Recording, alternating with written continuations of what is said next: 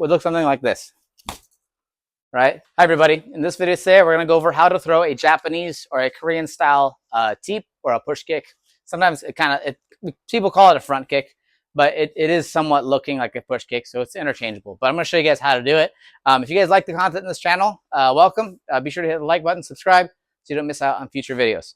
Okay, so I'm going to show you guys what it looks like first, and then we'll break it down. So a Japanese or karate style push kick, right, or teep would look something like this, right? It's kind of a chopping, right? If you ever watch Yuki Yoza, right, he's kind of known for doing that type of stuff where you'll kind of chop and use the ball of your foot, right? Now, a common mistake a lot of people make, right, is when they throw this kick, or like, I mean, you'll find out, is they end up hitting with their toes, right? So you don't want to hit with your toes, although I can't say that never works. My Muay Thai coach has told me he's seen guys kick with like the big toe and like knock people out by hitting them in the neck, right? It's not some pressure point stuff. That's not what I'm saying. But what I'm saying is that if you have a strong toe, it might work for you. I don't know, maybe like lift weights with your toe or something. I don't know. But that's not what this video is about. This video is about using the ball of your foot, right? So how do you do that? Well, here's a drill you can try. So you're gonna stand off your heels first, okay? Put one heel down, okay? So that way this one's up. Now all you're gonna do is practice hitting the floor first. Like that, okay? Just like this. You just practice that first, right? Kind of like you're like a horse kicking.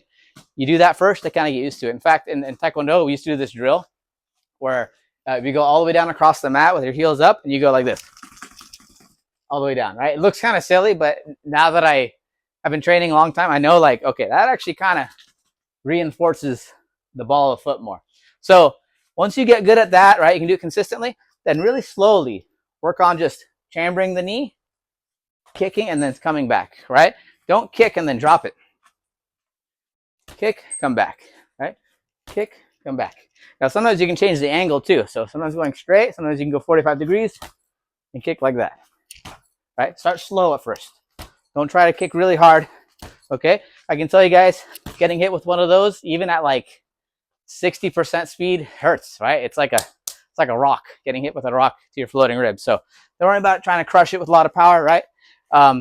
Something else you can try as well is when you're throwing this kick, right?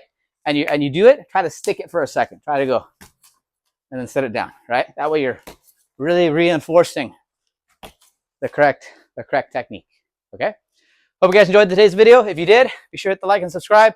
If you guys want an online course that will teach you how to master Taekwondo kicks under the context of Muay Thai and MMA, click the links in the description below. You can check out my group on school.